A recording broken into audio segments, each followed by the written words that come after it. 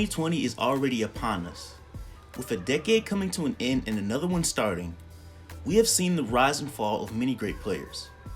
It's been hard to watch some of my favorite players get old and leave the game. Watching Peyton Manning in 2015 was very hard and disappointing. There's been a lot of great moments throughout this decade. One of them that I can recall was watching Nick Foles, who was the Eagles' backup quarterback at the time, beat the New England Patriots in the Super Bowl. Although there are many exciting players throughout the course of an NFL season, only one can be picked to be the MVP. In this video, I'll be ranking the MVPs of the past decade from worst to best, so my list may vary from others. I think it is also very important to note that no NFL MVP has won the Super Bowl in his MVP season yet in this millennium. The last person to do that was Kurt Warner in 1999 when he took the St. Louis Rams to the Super Bowl and beat the Tennessee Titans on a last-second stop on the 1-yard line by the Rams defense to win it. Because of this, playoff performance will not factor in as much where each player is ranked. Now let's begin the list. See a punch in the bottom of a pile, but you can't see out the wide open a face mask on. Second and long, Brady finds the open man, Rob Gronkowski. Tom Brady with a strike. Things like this are one of the reasons why so many people love to hate Brady. The year is 2017 and he just turned 40 years old. I'm seeing people everywhere talk about how he may not be able to get the job done anymore because of his age. Personally, I was even debating if he could still play after seeing what happened with Brett Favre 7 years earlier. Brady heard all the voices and criticism and went out and showed the world that he can still play at a Hall of Fame level. After winning his 5th Super Bowl, he was still hungry. He led the league in passing yards with over 4,500 yards and 32 touchdowns with only 8 interceptions and a rating of 102.8 to go along with that. That is elite quarterback play. The reason this MVP season is not higher on this list is because all other MVP seasons at the quarterback position are statistically better in this decade. This was an impressive season, but a quarterback hardly ever wins MVP in this day and age with just 32 touchdowns. If you take this individual season and place it into another season, Brady's chances of winning MVP will most likely plummet. It's a second down and 3. Jackson takes it himself. Look at him dart back and forth. Oh! He broke his ankles. Now he's got an entourage and he's got a touchdown. A large majority of football fans everywhere would have called you crazy if you said that Lamar Jackson would win MVP in just his second year in the NFL, if not at all, in his entire career. 2019 was deemed the year of the black quarterback. He has truly shocked the world, including me, this past season. He silenced critics everywhere who said that he's not a real quarterback and that the Baltimore Ravens have a running back playing quarterback. An offense crafted specifically for Lamar Jackson allowed him to thrive this past season. He threw for just over 3,000 yards, 36 touchdowns, with a passer rating of 113. Running the ball, he had 1,200 yards rushing, with another 7 touchdowns on the ground. He led the Baltimore Ravens to a first seed in the AFC, but eventually lost to the Tennessee Titans in a disappointing loss in the playoffs. Takes the snap, short drop, hits the quarterback draw, somersault for the touchdown! Oh my goodness, the legend just goes on! He plants his foot, he goes airborne. He really was Superman on that play. The 2015 season was a fun year for the Carolina Panthers, and it was especially a fun year watching Cam Newton. Up to this point in his 5-year career at the time, he only had 1 winning season with the Panthers. Because he was so much of a scrambler, many people were still not even sold on him as a franchise quarterback. And he proved them wrong and did it in a way that only Cam Newton could. He led the Panthers to a 15-1 record and their 2nd Super Bowl appearance in the franchise's history. As a quarterback, he threw for over 3,800 yards and 35 touchdowns with a 99.4 rating. All of these are still career highs for him. He also had over 600 yards rushing and 10 touchdowns. Cam Newton was the first ever black quarterback to win NFL MVP. I find it a little unfortunate that he has not had this kind of success more often in his career. There was a lot of personal enjoyment in watching him this year because we are both from the same part of Atlanta. Play the field. get to the line quickly, don't they? Brady goes for the big ball. Yes! He reels it in with one hand right over Revis. Beat him this time. 3 years removed from the 50-touchdown season that catapulted the Patriots to a 16-0 season in 2007, Brady showed the world that that year was not a fluke. This was a turning point in his career. You could say Brady's success early on relied a lot on great defenses. Up to this point, Brady had only thrown more than 30 touchdowns in a season just once. The 2010 season was the start of a decade that solidified him as a top 2 quarterback in NFL history. He threw for 3,900 yards, 36 touchdowns, with a rating of 111. The Patriots led the league in points scored that year with 518.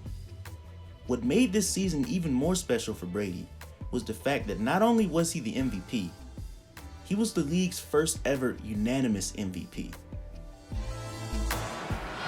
Bears in the 2 deep nickel. 2nd and 10, Packers at the 40. Snap to Rodgers, looking left, looks right. Scrambles to his right, buying time. Rainbows right side of the end zone. Jordy wide open. Touchdown! Coming off of a season where injuries kept him off the field for almost half the year in 2013, Aaron Rodgers was poised to make a strong return in the 2014 season. After already having a Super Bowl victory in 2010 and an MVP award to show for in 2011, he was already established as one of the best quarterbacks in the NFL. In the game of football, however, not everything goes according to plan.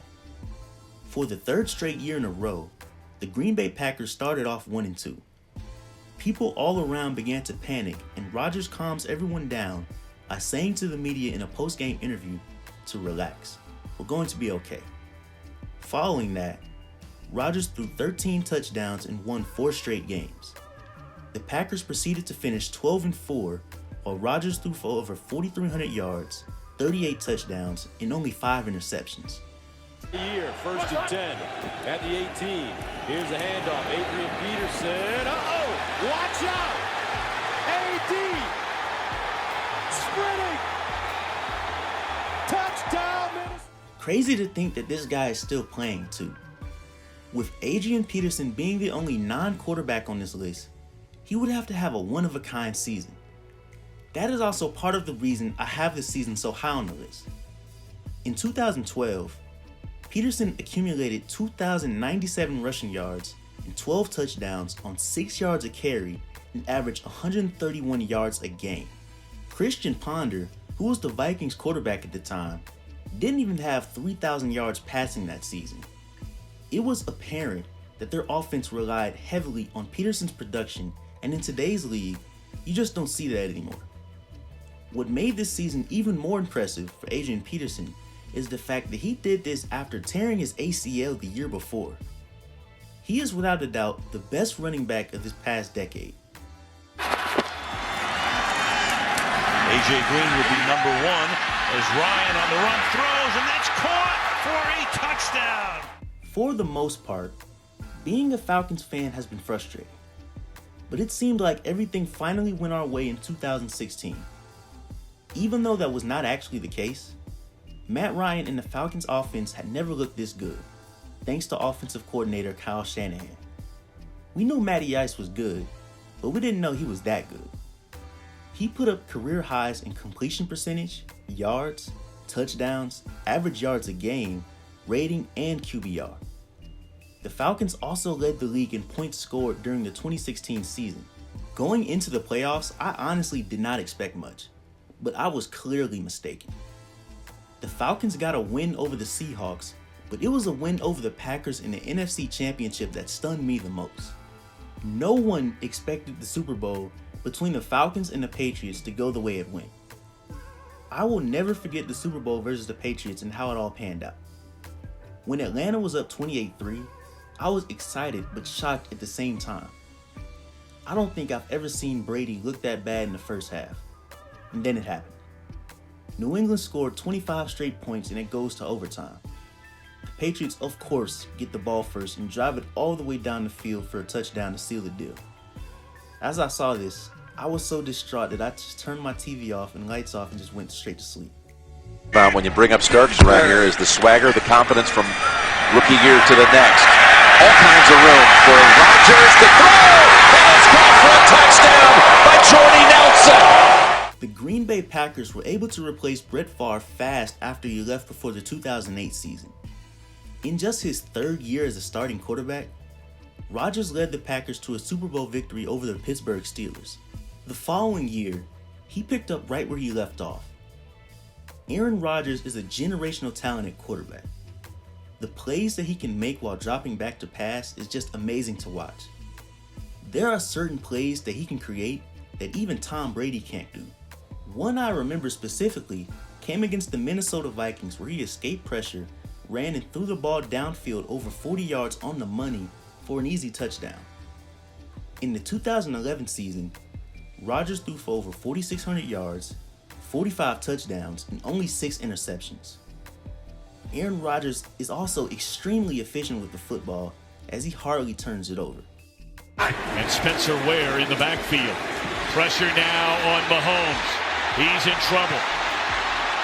Now gets it away. Are you kidding me? Other than Tom Brady, no quarterback has had a better start to their career than Patrick Mahomes.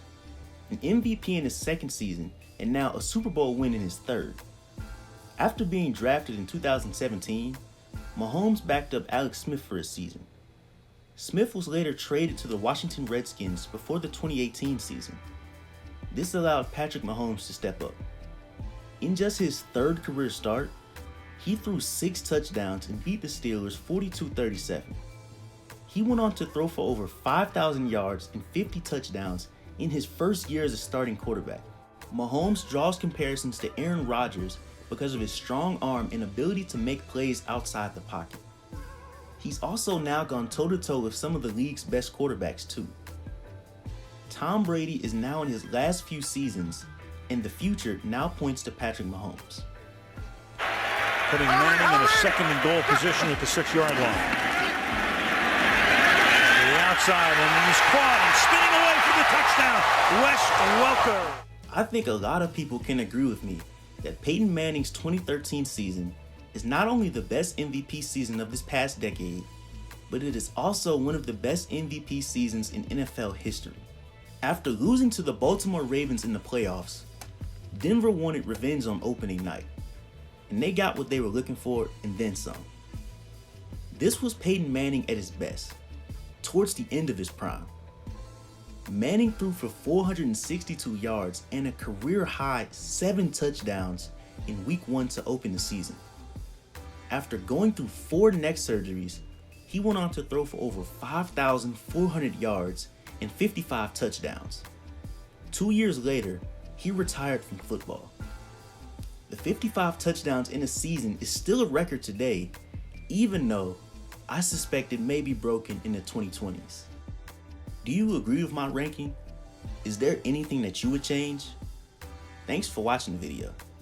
If you liked the video, like and comment. And if you like me, subscribe.